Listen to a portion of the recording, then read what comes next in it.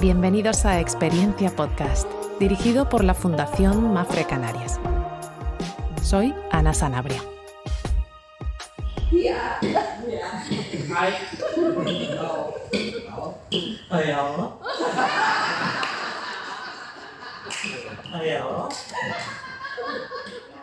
Lo que acabamos de oír corresponde a un grupo de personas que, sin saberlo exactamente, se han reunido para liberar endorfinas, dopamina, serotonina y adrenalina. Además, sin pretenderlo, van a generar más anticuerpos y a fortalecer su sistema inmunológico. Por no hablar de los efectos secundarios, van a abrirse a nuevas relaciones sociales, aumentar su empatía, su autoestima y hasta su atractivo personal. No es ningún tratamiento químico de farmacia. Bueno, químico sí, pero gratis y de fabricación humana. Es la risa.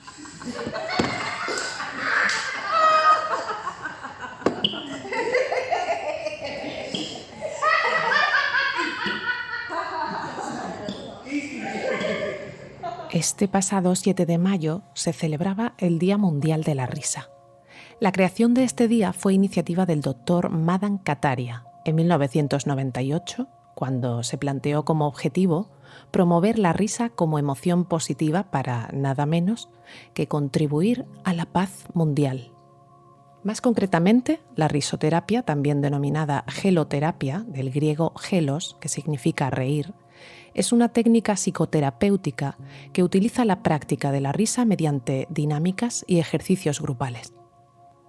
Dentro de la comunidad de la plataforma Experiencia Fundación Mapfre Canarias, hemos querido acercarnos a este tema que tan seriamente puede afectar a nuestra salud.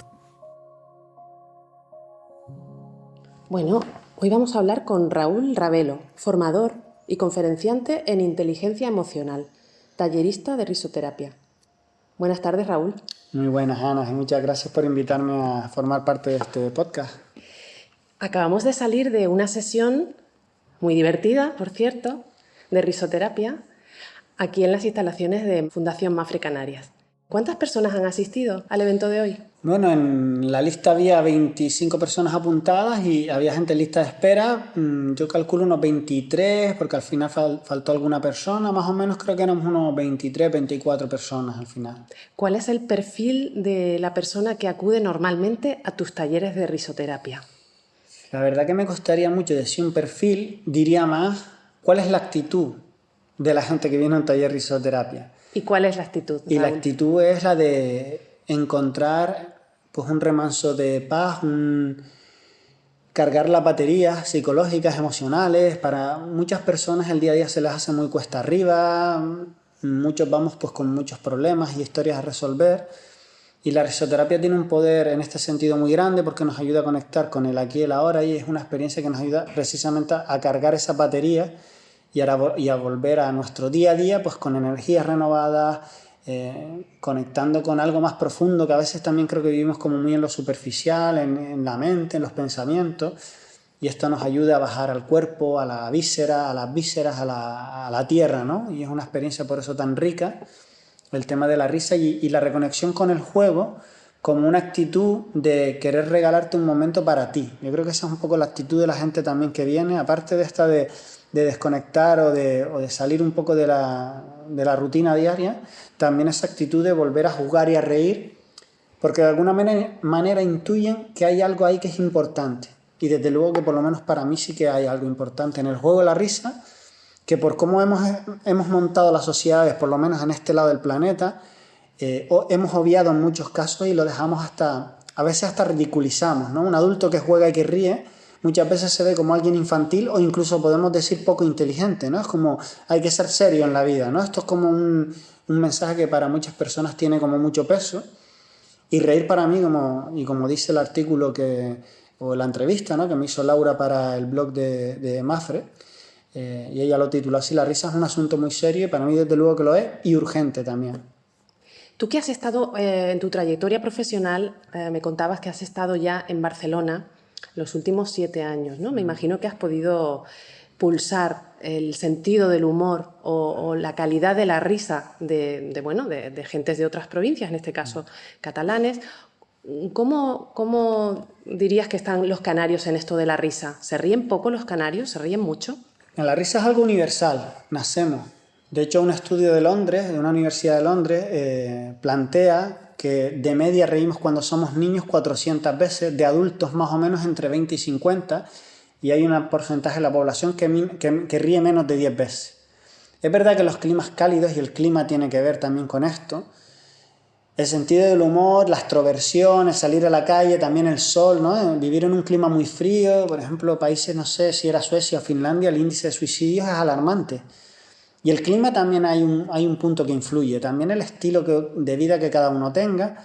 Y yo vuelvo un poco a lo que te decía al principio, ¿no? Más allá de buscar como rasgos culturales, está esa predisposición y la importancia que uno le ponga. Y eso depende de uno, porque me he encontrado gente, yo qué sé, musulmanes que ríen mucho y otros que ríen poco, cristianos que ríen mucho y que ríen poco, entonces aquí no le pondría ni un color ni un matiz. Y es verdad que hay gente que tiene más facilidad para conectar con la risa y gente que tiene menos. Hay gente que le cuesta más entrar, pero es algo universal. Nacemos con digamos, con ese mecanismo, igual que nacemos con el mecanismo del llanto, y ambos son herramientas para canalizar y catalizar las emociones.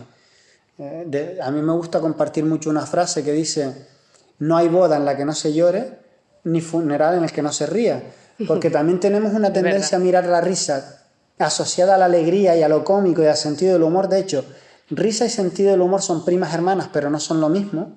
Sentido del humor es algo mental e intelectual. Fíjate que un niño sin tener sentido del humor, es decir, sin entender una broma, ya ríe, antes incluso de que pueda hablar. La risa es algo innato, igual que el llanto, y sirve para expresarnos, para canalizar emociones, para expresarlas y para expresar también estados de ánimo.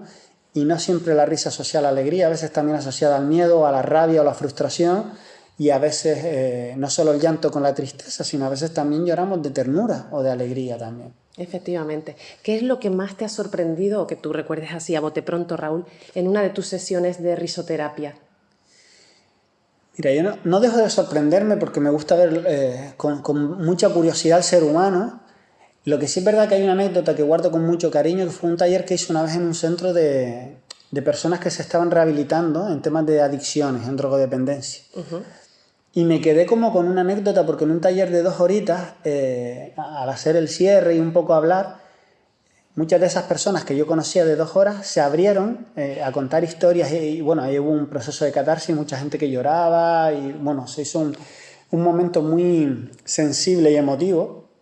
Y la educadora me compartía que en 3 meses con sus terapeutas y psicólogos no se habían abierto tanto que en 2 horas en un taller conmigo, que ahí no tengo yo nada que ver, o sea, no era yo el que hizo eso, sino a lo que yo voy. La anécdota para mí es el impacto que tiene cuando tú creas un espacio en el que no buscas nada en el otro. Uh-huh. Precisamente las otras personas se abren de tal manera, si conectan con esa, porque fíjate que las emociones positivas tienden a abrirnos y las negativas tienden a cerrarnos.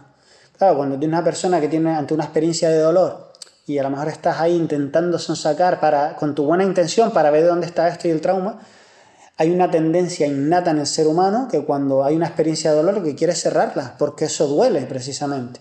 La paradoja de la risa, y por eso creo que es muy acertado llamarla en un contexto risoterapia, porque es terapéutico, hace que de una manera amable uno conecte tanto con esos estados que esa apertura de manera natural abre precisamente incluso a otras experiencias de dolor que de otra manera serían más difíciles de sacar. Y esa es la anécdota con la que yo me quedo de ese taller, por ejemplo. Fantástico. Y también con talleres de risoterapia con personas mayores. En Barcelona estuve mucho haciendo en centros cívicos con personas mayores de 70, tuve una persona de 94 años, o sea, en personas muy mayores, como en un taller de 2 horas, el amor, el cariño, la conexión, o sea, yo lo sentía a mis abuelos y ellos me sentían sus nietos, ¿no? En 2 horas, cómo se crea un vínculo poderoso, porque en la base de nuestra genética hay una paradoja que es que estamos deseando conectar a un nivel profundo con los demás. Pero vivimos en una sociedad donde a veces esto o es coartado o tenemos que ir con pies de plomo porque hay muchos intereses, el lado oscuro del ser humano, la manipulación, el interés, no sé qué. Y cuando entras en una experiencia de juego que sacas a tu niño interior, el único interés que hay es pasártelo bien por el hecho de celebrar que estás vivo. Y esto es como una experiencia a mí Yo la llamaría espiritual, si me lo permites. No sé si es una palabra que se puede usar hablando de risoterapia. Se puede usar, pero por para mí supuestísimo. sería como una analogía o una manera de nombrar a esa experiencia. Raúl, todos los que acabamos de estar en este taller de esta tarde, de alguna forma u otra, veníamos ya predispuestos a abrirnos o por lo menos a participar en unas ciertas actividades de conexión con el otro, de conexión con uno mismo. Pero ¿qué recomendarías tú a aquellas personas que viven en situaciones realmente adversas, realmente complicadas? Hablamos de situaciones de conflictos, de personas que no tienen sus principales necesidades cubiertas. ¿Qué le recomendarías a esas personas a las que obviamente les va a costar más reírse día a día? Claro, yo aquí diría que creo que esa presuposición de alguien que lo pasa más mal tiene menos actitud o estaría menos predispuesta, yo lo que me he encontrado que no siempre es así. Yo he dado talleres de risoterapia, daba competencias emocionales y transversales en un contexto en el que tenía gente que estaba en tercer grado en la cárcel, gente que vivía en albergues sociales, gente que no tenía... parados de larga duración, muchos viviendo de ayudas y de cheques de comida y los bonos estos de comida y tal, o sea, con ayudas sociales, ¿no? Y en estos grupos, y también estaban en grupos de gente que tienen bastante dinero y van sobrados con las necesidades básicas y más arriba, ¿no? Y hay gente que tiene esa actitud y gente que no, y está más predispuesta que no. Es una historia personal más allá de lo cultural o de los problemas que cada uno viva. Dicho esto, es verdad que tú decías que hay una predisposición. Hay veces que gente viene de manera voluntaria y se bloquean o incluso intentan sabotear inconscientemente. ¿Por qué? Porque la risa es un tema bastante confrontador. Porque cuando tú entras en el juego y en la risa, estamos hablando de que entras en es una invitación a no controlar lo que está pasando. Y hay un instinto muy fuerte en nosotros de supervivencia de querer controlarlo. Sobre todo cuando somos adultos. Sobre todo. ¿Verdad? Si yo me encuentro a personas que vienen de manera voluntaria y después intentan sabotear el taller, intentan sabotearse a ellos mismos y al grupo, porque son personas que no quieren salir de la máscara. Porque la risa es muy confrontadora. Verte más allá de la máscara que te has puesto todos los días, el profesional, el serio, el padre, el inteligente, no sé, las máscaras estas absurdas que nos ponemos, porque hasta donde yo sé todos tenemos de todo, es un impedimento y una traba y muchas veces es muy confrontador. Entonces, la risa es confrontadora y jugar por jugar, porque muchas personas que vienen al taller están tan acostumbrados a entrar en esa rueda de que todo tiene que tener un objetivo y un fin, digamos, mundano, material, que jugar por jugar es una pérdida de tiempo, es una estupidez, y es precisamente confrontar esa idea que te hace pensar eso. Es como decía el poeta, el escritor Eduardo Galeano, es de la misma manera que canta el pájaro sin saber que canta, es entrar en la experiencia de juego sin saber que estás ahí jugando.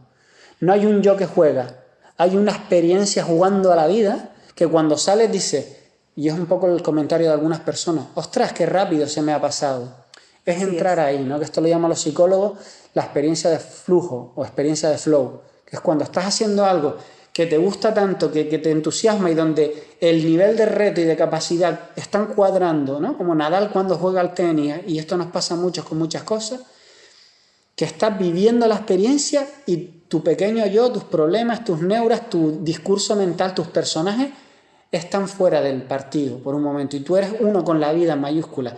Sé que parece un poco igual estrafalario para algunas personas lo que digo, pero así es como lo vivo yo y así es como lo vive la mayoría de personas que vienen a este tipo de talleres. Qué bueno. ¿En qué momento del día podríamos proponernos y proponerles a los que nos escuchan reírnos porque sí, sin motivo alguno, como una medicina? De hecho, esta es una de las invitaciones y otro de los retos, ¿no? Decíamos, siempre de adultos, ¿no? Y estamos siendo educados muchas veces desde pequeños para todo tiene que tener una función, algo pragmático. El que inventó, el que creó el yoga de la risa, el doctor Madan Kataria, precisamente la invitación con las sesiones de yoga de la risa, que él empezó en un parque en la India a generar espacios de risa y juego y ha creado toda una filosofía que conecta ejercicios de respiración del yoga con ejercicios de risa, es muy conocido y tiene un libro maravilloso que se llama El yoga de la risa.